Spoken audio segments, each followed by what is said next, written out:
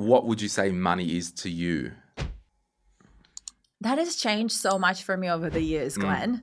When I first came to Australia, money was about survival, for sure. For a long time, it was about having my next meal and keeping a roof over my head. Money was the way to survive and build a new life. Later, once I was a little bit more settled, it was all about traveling and doing all the adventurous things that little Mariam wanted to do. And now she was old enough and powerful enough to do it for herself. That's what money was about. It was about getting all of those experiences that I craved for as a young girl in Pakistan, but they seemed so far out of reach. Traveling the world alone, outrageous. When I did it, my parents were like, you're traveling alone. You don't have a man with you. You don't even have girlfriends with you. They're like, at least take girlfriends along, travel with your sisters or something. Why even are you traveling? This was such a stickler from my parents. They were like, what is the point? If you want to travel, why don't you come visit home? Because it's such a foreign concept where I was growing up. So I did all of those things. That's what money was. And now at this stage in life, money to me now means love. I receive love from the universe in the form of money. Right. How do I get more love? Because I feel like in the present day, it's money. Because we've collectively agreed that this is a thing, that we are going to use. But I mean, it could well be potatoes, Well, it used to be that as a society, this sheepskin. Exactly. Yeah. That's where I think the word buck came from. A buckskin in the States was worth $1. I did not know that. Yeah. That's where the word buck as monetary term comes BUCK, from. Yeah. So society used to say we agree that a sheepskin or a goat had value, and then it went to gold, and now it went to money. Notes. In the case of like crypto. In case of a climate collapse, it might be crypto, might be food again. It just depends on whatever the medium is. But to me, I really feel like I've spent, can I go on a bit of a tangent here, Glenn? Go for it. On my 29th birthday, actually, I had this conversation with my mom about how I felt like I've done everything I ever wanted to do, Mom. I did all the adventures. I did, my goals were always service-based. I wanted to help. That's been, what that looks like changes over time, but that's been like a very core part of who I am since I was a little kid. And I was like, Mom, all the things that I thought I would do in a lifetime, I've done. And I'm just turning 29.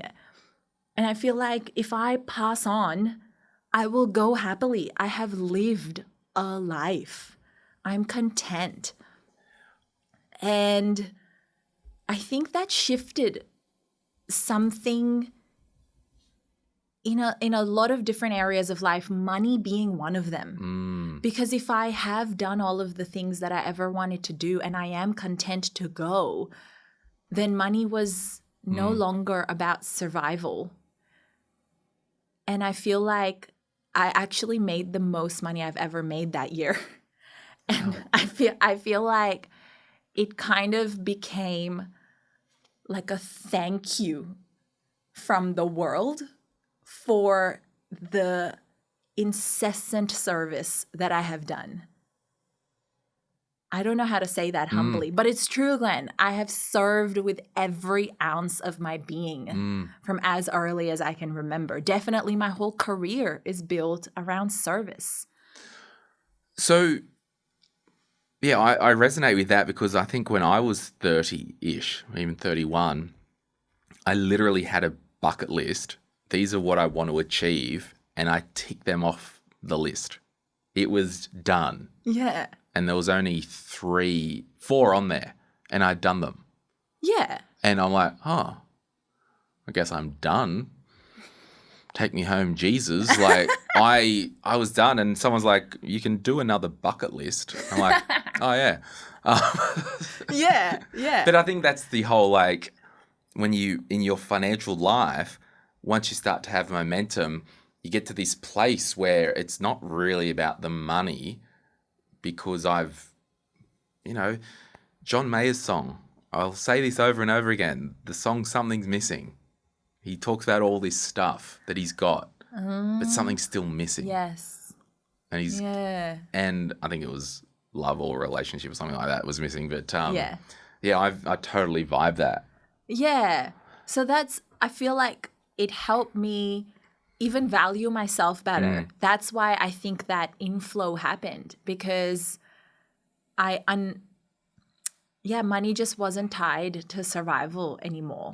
So it's just, I think that's also part of being in your 30s. There is a shift. Yeah. So even for you, there was a shift. Yeah. Yeah. It's just weird, and I'm not really motivated by it anymore because I've got to that critical mass. And that's my goal, that everyone gets to the point where, because you're doing what you love, you're making good money, you've got some options, you're living life on your own terms, you can do what you want. Yeah. And it's not this all revolving around money.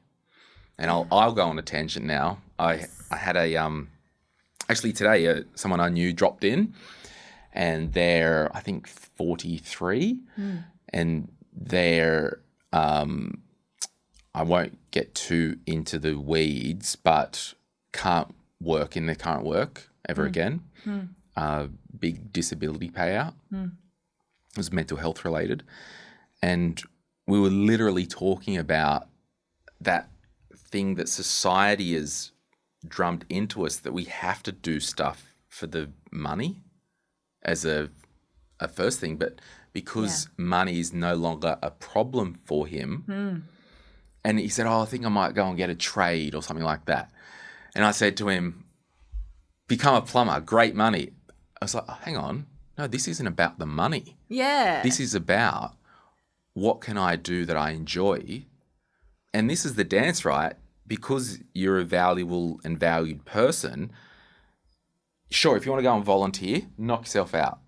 Awesome. Yep. But is this whole thing is like, well, if I'm adding value commercially to a business or entity, I need to be rewarded financially, so I'm not getting taken advantage of. Yep. But the primary driver isn't about, I'm doing this to get money. Yeah. I want to do this because it's fulfilling. That's right. And I like doing it. Yes. And that's a very different energy. 100%. Well, I'm excited for this person. They get to go back to that thing when they were a child, what was always true to them. Yes. And now they get to live out their dreams. Absolutely.